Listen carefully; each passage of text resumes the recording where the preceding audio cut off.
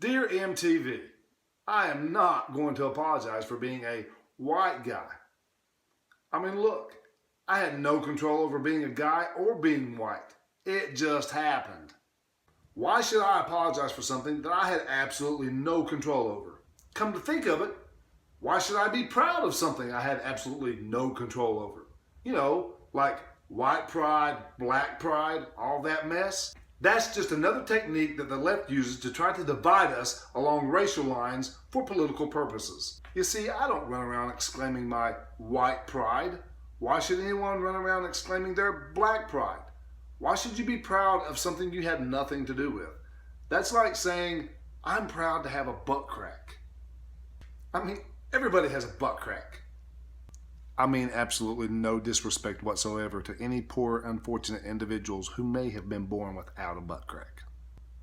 But ever since you irrelevant douchebags at MTV decided to stop playing music, you've had to reach and grab for anything you could to air on your channel to make you appealing to this new generation.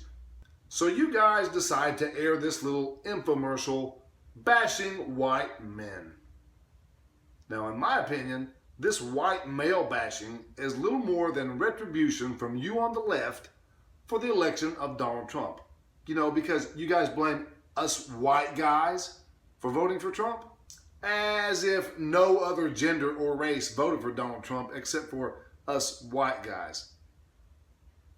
Yeah, right. So no, I'm not going to apologize for being white. And come to think of it, shouldn't most of you Hollywood man bun types be packing to move to Canada anyway? Now don't go getting offended and running to some safe space filled with coloring books because I made fun of man buns. Man buns actually look really nice. Unless you're a man.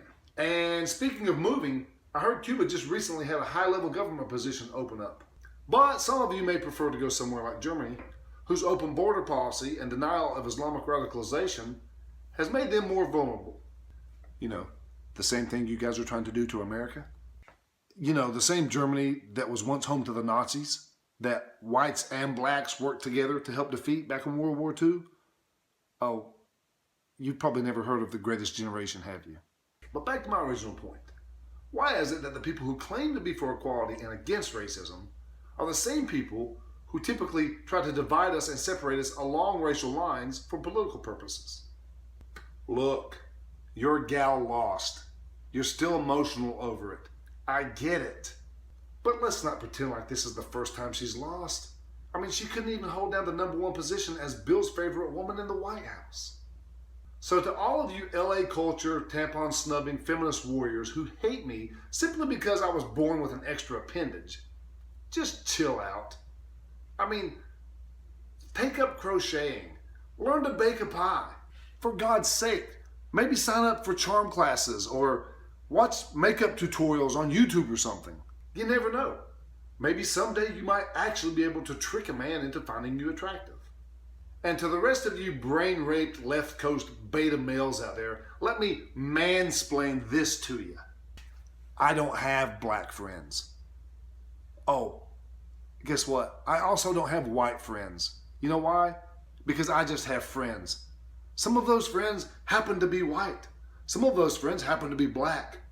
Some of those friends even happen to be Hispanic.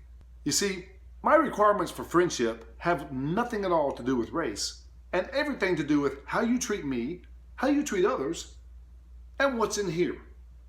Which pretty much would disqualify any of you who thinks America is not great.